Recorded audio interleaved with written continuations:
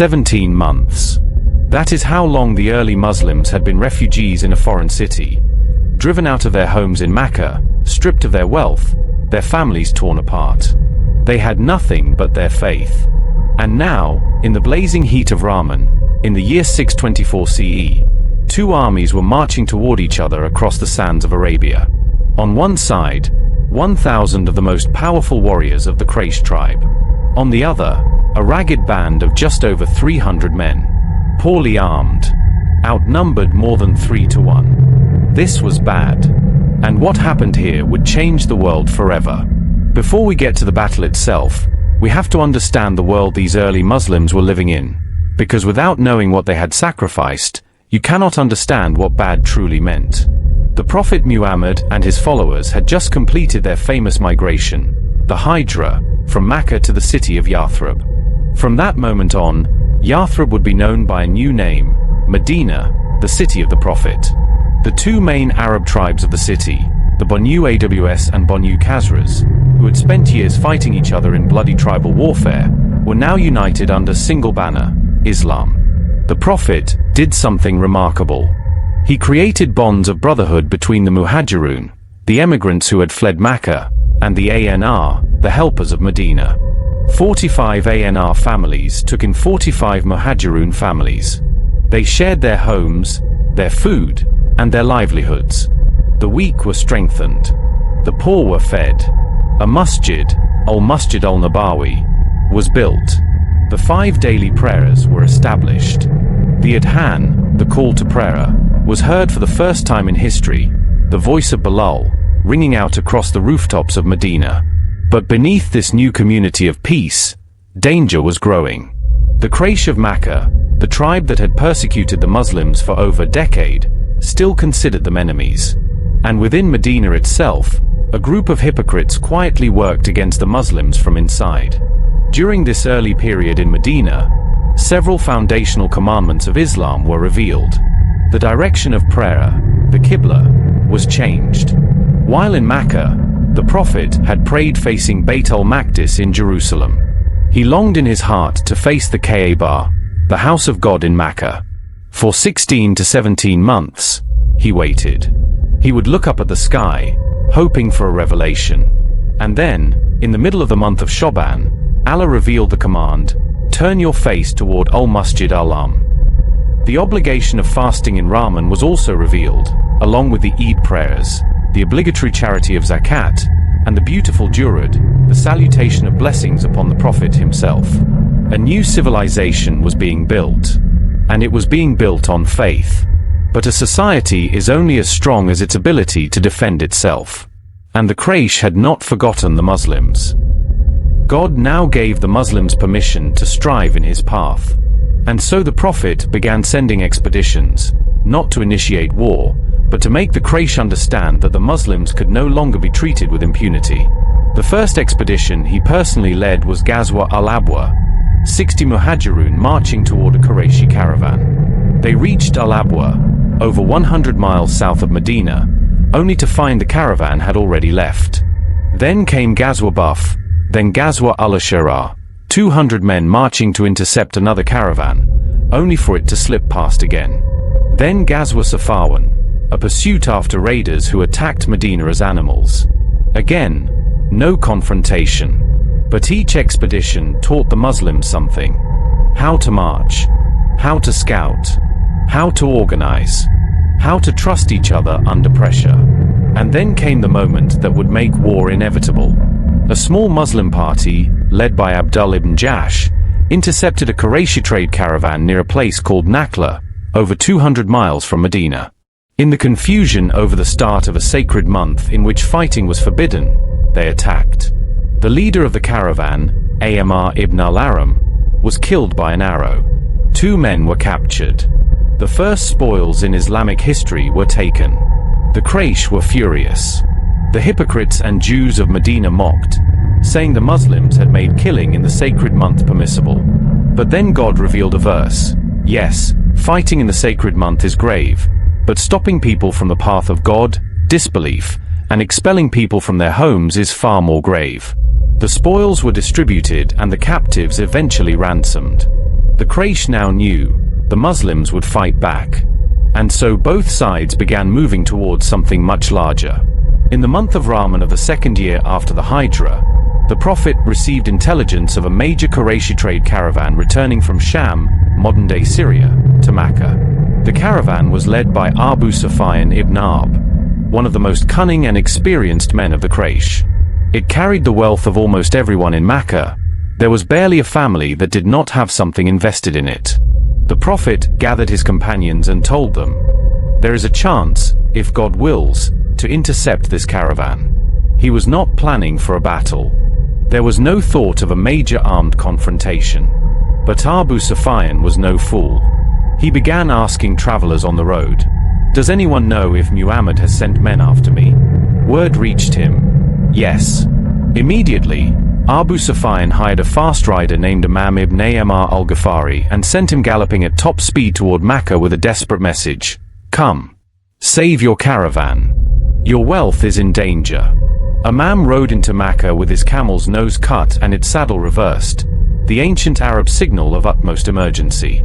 He screamed the warning into the streets. But something strange had already happened in Makkah, 3 days before Imam arrived.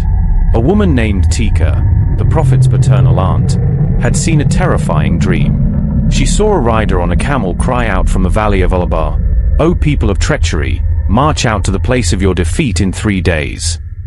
Then he rode to Al-Masjid al-Am, climbed a mountain, and hurled a boulder down that shattered into pieces, and a fragment landed in every house in Makkah. Her brother Abs shared the dream in confidence, but within hours it had spread across the city. The dream was mocked publicly by Abu Jahl. Then Imam arrived. The Quraysh now believed the dream was a prophecy, and they were afraid. But fear, for proud people, often becomes aggression. 1,000 men answered the call of Makkah, armed to the teeth, provisioned for war, accompanied by the sound of drums and the voices of singing women. Pride and pomp filled the air. God would later describe this moment in the Quran. "Do not be like those who marched out from their homes in arrogance and to show off to people, turning others away from the path of God." Most of the great leaders of the Quraysh were in this army. Abu Jahl ibn Hisham, the most powerful enemy of the Prophet, a man so cruel he had been nicknamed the Pharaoh of this nation. Utbah ibn Rabah, Shaybah ibn Rabah, Umayyah ibn Khalaf, the man who had once tortured Bilal by placing hot rocks on his chest under the Arabian sun. But one great name was missing from the army, Abu Lahab, the Prophet's own uncle and one of his greatest enemies. He sent a proxy in his place, a man who owed him money and paid off his debt this way. And then there was Umayyah ibn Khalaf, the slave owner who had brutalized the early Muslims. He did not want to go. His friend Sa'd ibn Mud had once told him, "I have heard from the Prophet that you will be killed at the hands of those he loves." Umayyah was terrified. He made excuse after excuse. But Abu Jahl taunted him, shamed him in front of his companions, even bought him an expensive horse so he could flee if danger came. And finally, Umayyah gave in. He told his wife to prepare his provisions. She reminded him of the prophecy. He said he would only go a short way and come back. But destiny had other plans. On the other side, the Prophet had left Medina on the 12th of Ramaḍān. The Muslim army numbered approximately 313 to 315 men, depending on the narration. In modern terms, think of it as barely enough to fill a few school buses. They had only 2 horses between the entire army, one belonging to Zubair ibn al-Awm, and one to Miqdad. They had 70 camels, shared between 2 or 3 men each. They took turns riding, and when it was the Prophet's turn to walk, his companions begged him to keep riding. He refused, saying, "You are no stronger in walking than me, and I am no less desirous of God's reward than you." The standard, the flag, of the army was given to Mu'ab ibn Umair, a man who had once been among the wealthiest and most fashionable young men of Makkah and had given up everything for his faith. As they marched southwestward toward Badr, scouts were sent ahead, Bas ibn Amr and Adi ibn Abu Azid Zafar, to locate the caravan. Then came the news that changed everything. Word reached the Prophet that the Qurayshi army of 1,000 had left Makkah. Not just the caravan, but a fully equipped war force. God had promised victory over one of two groups, the caravan or the army. The Prophet gathered his companions. Abu Bakr stood and pledged loyalty. Umar did the same. Then Al-Miqdad stood and said the words that would make the Prophet's face glow with joy. "We will not say as the people of Musa said, 'You and your Lord go and fight. We will sit here.' No, we will fight on your right and your left, in front of you and behind you." But the Prophet was waiting for one more voice, the voice of the ANR, who had pledged in their original covenant to protect him within Medina. Would they fight beyond it? Sa'd ibn Mu'adh, their leader, stood up and said, "We believe in you. We testify that what you have brought is the truth. We pledge our lives. Command us, O Messenger of God, and we will follow you. We will not say what the people of Musa said to him." The Prophet gave glad tidings. They would be victorious. Meanwhile, Abu Sufyan had already outsmarted the Muslims, at least for now. He discovered that Muslim scouts had been at the wells of Badr by finding date stones in camel droppings, dates from Medina. He immediately diverted his caravan on a different route, hugging the coastline, and got the wealth safely back to Makkah. He sent a message back to the Qurayshi army, "Your caravan is safe. Return home." Abu Jahl refused. He said, "We will not return until we have been to Badr, spent 3 nights there, eaten, drunk, and let the Arabs know our strength." Most of the army followed Abu Jahl. 2 of the clans, the Banu Zura and the Banu Adi, turned back home. But everyone else marched on. Both armies now converged on Badr, a wide valley in western Arabia where the Arabs held annual fairs. The Quraysh came from the south. The Muslims came from the northeast. The Muslim army captured 2 water carriers working for the Quraysh near the wells of Badr. When questioned, the captives revealed that the Qurayshi army had between 900 and 1,000 men, and that its leadership included virtually every great chief of Makkah. The Prophet said to his companions, "Makkah has thrown its very heart toward you." Then came the critical tactical decision. Al-Ubayb ibn al-Mundi approached the Prophet and asked, "Was this camping position chosen by divine command, or is it your own judgment?" The Prophet replied, "It is my own judgment." Al-Ubayb said, "Then let us advance to the wells closest to the Quraysh. We can block their water supply and build our own water reservoir." The Prophet approved immediately. The Muslims advanced, took control of the most strategic wells, blocked the others, and built a reservoir. On a mound behind the battle formation, Sa'd ibn Mu'adh suggested they build a canopy, an arsh, for the Prophet from which he could oversee the entire battlefield and be guarded. It was built of palm leaves. Today, a mosque stands on that very spot. It was the night of the 16th of Ramaḍān. In the morning, they would fight. That night, Sa'd ibn Mu'adh stood at the door of the Prophet's canopy with a sword drawn in his hand, guarding. The other companions rested, exhausted from the march. And Al later said, "I remember us on the night of Badr. There was no one among us who was not sleeping, except the Messenger of God. He stood through the entire night in prayer, facing a tree, supplicating until the morning came." What was the Prophet asking for? He stood with his hands raised, calling out to God, "O Allah, accomplish for me what you have promised me. O Allah, bring about what you have promised me. O Allah, if this small group of Muslims is destroyed today, you will not be worshipped on this earth." He prayed so fervently, so desperately, that his cloak slipped from his shoulders. Abu Bakr gently picked it up, placed it back, and embraced him from behind, whispering, "O Prophet of God, your prayer to your Lord is enough. He will fulfill what he has promised you." And then God revealed, "When you were calling your Lord for help, he responded to you, 'I will support you with 1,000 angels, one following the other.'" At the dawn prayer, the Prophet woke his companions. He led them in prayer. Then he stood before them and said, "Ready yourselves. And know, before you is a garden whose width spans the heavens and the earth." Umar ibn Ulam asked, "A garden whose width spans the heavens and the earth?" The Prophet said, "Yes." And Umar threw down the dates he was eating and said, By God, nothing stands between me and entering that garden except being killed by these men. He charged forward and was martyred before the battle had even fully begun. Tomorrow would be the 17th of Ramaḍān, 2AH, the first real battle in the history of Islam. Friday, a date that would be etched in history forever. Friday morning, the Qurayshi army descended from behind the hill of Al-Akankal into the Yalil valley. Their full force, gleaming armor, horses, spears, swords, the thunder of drums, made for a terrifying sight. The Prophet arranged his 300 into battle lines, personally walking the ranks.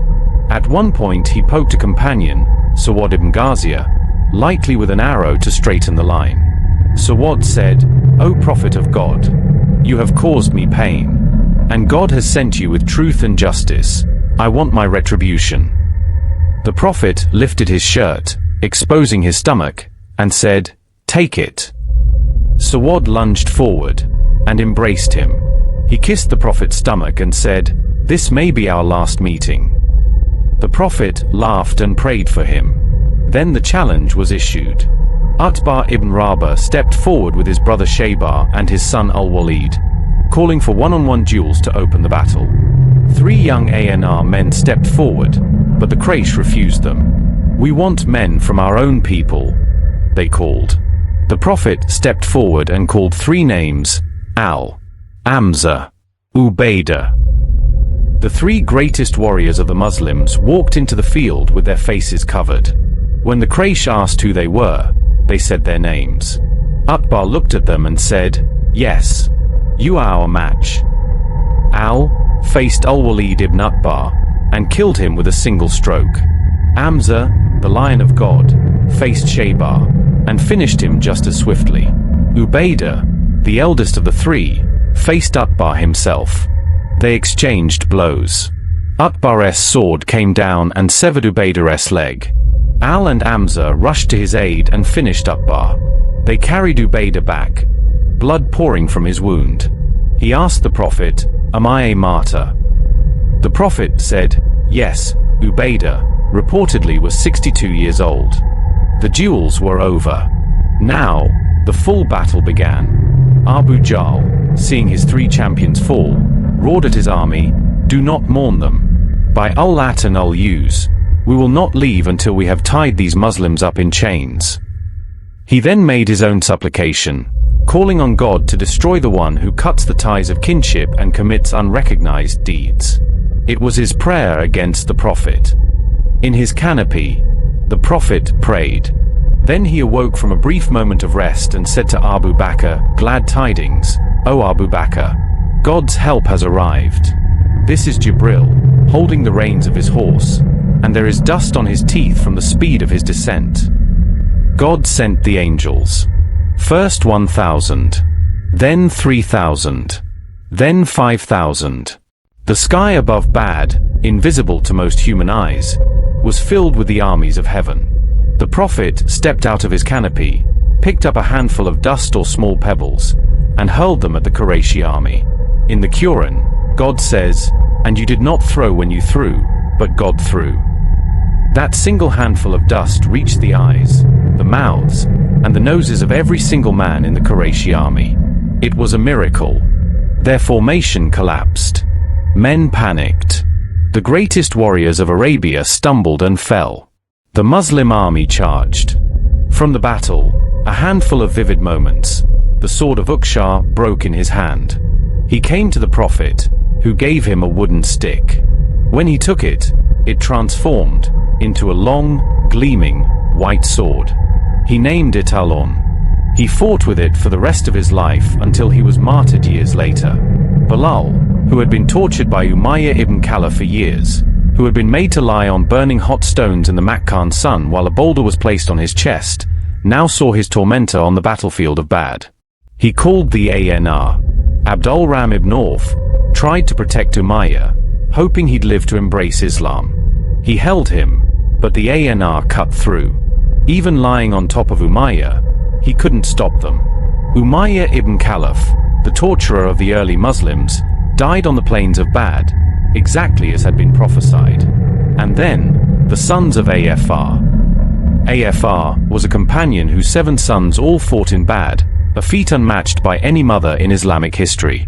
2 of her sons, Mud and Muawid Mar, encountered Abd al-Ram ibn Auf during the battle. One of them quietly asked him, "Uncle, point out Abu Jahl to me." Abd al-Ram asked, "What will you do?"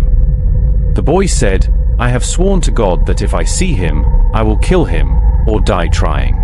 "I heard what he said about the Prophet," Abd al-Ram pointed. The 2 young men attacked Abu Jahl, the most powerful and most feared man in Arabia, and brought him down. The battle was won. 70 Quraysh were killed. 70 more were taken captive. Of the Muslims, 14 were martyred. Every single one of them is still remembered by name today. Abu Jahl lay mortally wounded but still breathing. The Prophet asked, "Is anyone willing to find out what has become of Abu Jahl?" Abdullah ibn Mazd went out, found him, and sat on his chest. Abu Jahl opened his eyes. He said, "O goat herder, you have climbed high." Abdul said, "All praise is to God who gave me this ability."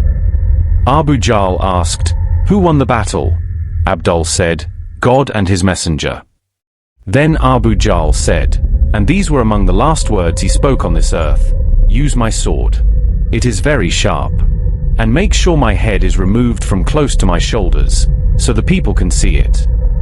Then he asked Abdul to carry a message to the Prophet. "Tell him, the enmity and hatred I carry for him in my heart today is even greater than it was yesterday." The Prophet, when he heard this, said, "Abu Jahl was the pharaoh of our time. When the real pharaoh was dying, he finally admitted the truth. But this pharaoh, even in death, he spoke words of pride and disbelief." The Prophet gave Abu Jahl's sword to Abdullah ibn Mazd as a gift. The Prophet spent 3 nights at Badr, his tradition after every victory. On the 3rd day, he went to the well where the fallen leaders of the Quraysh had been buried, 24 of them thrown into an old disused well called Al-Kalib. He called out to them by name, one by one, and said, "O so-and-so, son of so-and-so, have you found what your Lord promised you to be true?" "We have found what our Lord promised us to be true." His companion said, "O Prophet of God, are you speaking to the dead?" He replied, "You do not hear my words any better than they do." He sent news of the victory to Madinah, Abdullah ibn Rawa to the upper city, and Zayd ibn Ritha to the lower. The joy in Madinah was indescribable, though it was mixed with grief, for the daughter of the Prophet, Ruqayyah, the wife of Uthman, had passed away on the same day. The 70 captives were brought back to Madinah. The companions debated what to do with them. Umar suggested they be executed. Abu Bakr said, "Ransom them. Perhaps God will guide them." The Prophet chose Abu Bakr's opinion. Ransoms were set between 1,000 and 4,000 dirhams. Those who couldn't pay in money could teach 10 Muslim children to read and write, and go free. Zayd ibn Thabit, who would one day compile the Quran, learned to write through this very arrangement. Back in Makkah, the news of defeat fell on the city like a stone. Abu Lahab, who had sent a proxy in his place, died within a week of hearing the news, some say of grief and shock. And one of the captives, Suhail ibn Amr, the same man who would later negotiate the Treaty of Hudaybiyah with the Prophet, was ransomed and eventually embraced Islam. Badr was not just a battle. It was a declaration. It told the world that a community built on truth and faith, outnumbered, underarmed, and surviving on dates and prayer, could stand against the greatest military power in Arabia and win. God called this day Yawm al-Furqan, the day of distinction, the day that separated truth from falsehood, the day that proved that worldly power and numbers are not the final word. 313 men changed history. They are still remembered by name. Their courage still echoes across 14 centuries. And the lesson they left behind, that God's help comes to those who are sincere, who sacrifice, who trust, that lesson is timeless. This was the Battle of Badr.